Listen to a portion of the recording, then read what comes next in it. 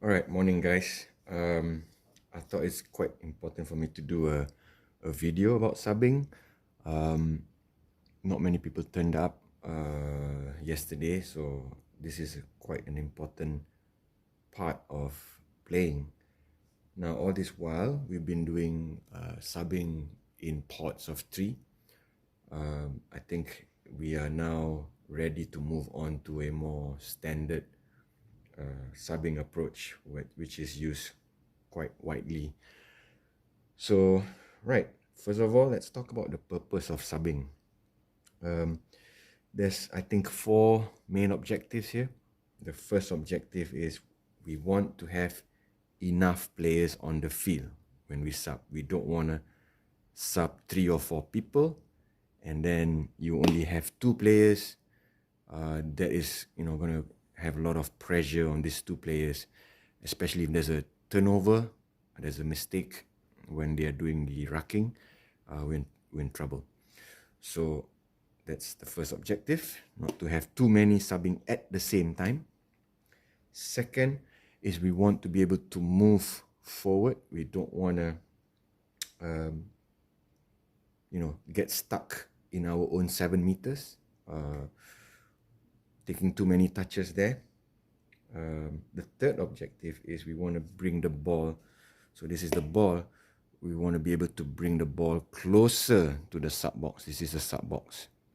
When you bring the ball closer to the sub box, the subbing can happen very quickly, as opposed to if the ball is here, they have much further to run.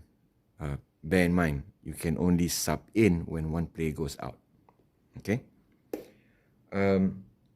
The fourth objective, why we want to have a proper subbing structure, is we want to have an orderly sequence. If we don't have a structure, we don't have a plan, people don't know whether they're supposed to come out first, they're supposed to come out last, and it just be chaotic. Okay, so this is why we have a structure for subbing.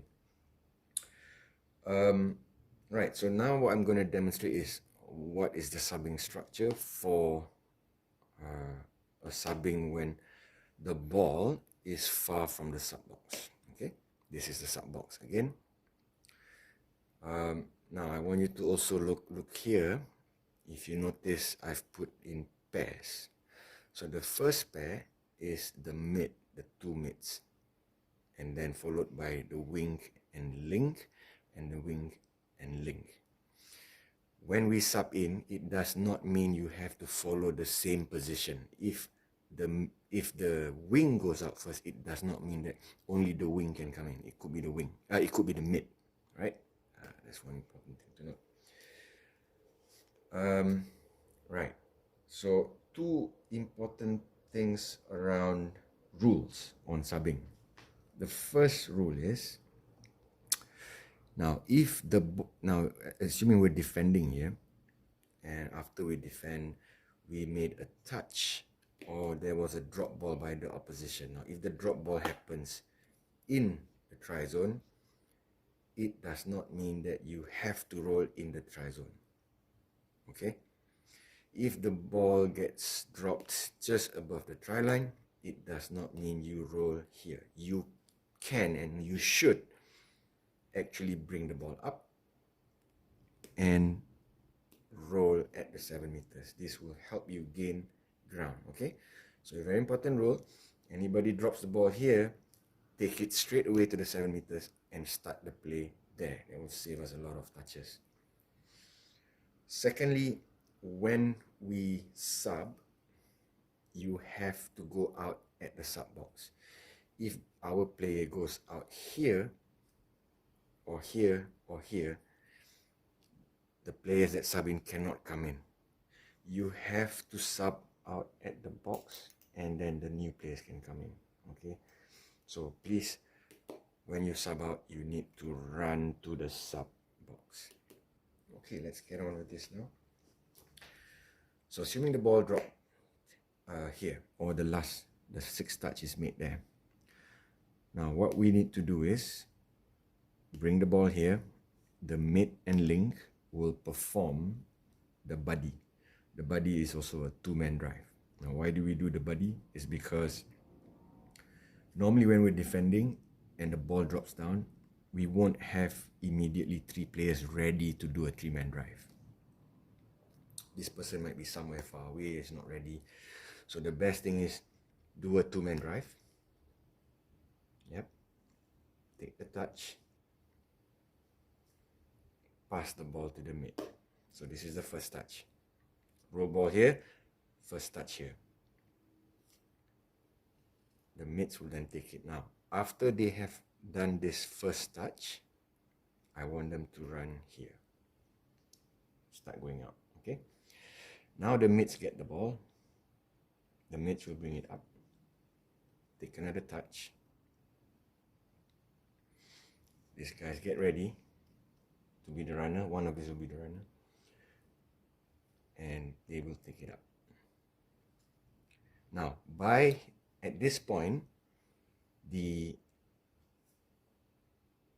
wing and link would have already been very close to subbing out, and the mids would very likely be able to come in.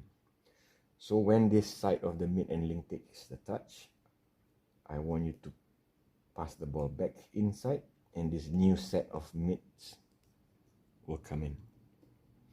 Notice that there's still 6 players, and there's actually 4 mids here. These 4 mids will then go out, and the far mid and link will start coming in. They take the touch and pass to these guys, and these guys can come out. The final set of wing and link comes in. So I'm going to reverse again. The rule of thumb is once your pod have taken the dump and once you've performed a ruck, you can move out. Okay? So again,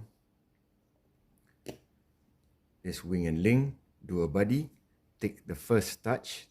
So once they've done the first touch, they move out. Ball goes here. The mid perform the second touch, goes out. Goes here, performs the third touch, then goes out. Right? Okay. Now what happens when the ball is dropped in the middle of the field or closer to the sub-box side? Let's start with the mid. So if the ball drops here, again, don't roll ball here. Roll ball straight at the 7 meters. At this point in time, these 2 guys needs to be aware that we are already subbing. So the minute this roll ball is taking place, they can start running out. There's no need for them to do the dump anymore, because we want to remember the objective is to bring it close to here, not go here. So these 2 immediately can start moving out. These 2 mids perform a buddy. So we start with a buddy. Take the first touch. These 2 pairs takes the next one. This can go out, and by this time the mids will be ready to come in. This one takes a touch and start moving out. The far side of the mid and link will come in. So you can take a touch and pass to them. Now, if they're not ready, just keep doing the buddy. There's no problem. No need to panic. Remember, you always, you only need 2 person. Yeah? So if they haven't arrived and there's only 2, just perform the buddy. And then the next one you can start passing around. And these guys come in. If the ball falls on the side where the sub box is, then it's quite simple.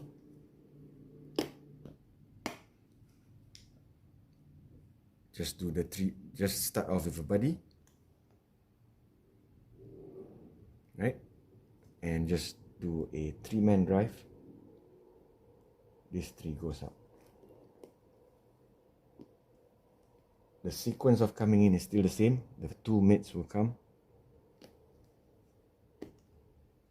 So do 3-man drive until it's closer to the sub box. These 2 mates take it. This goes out.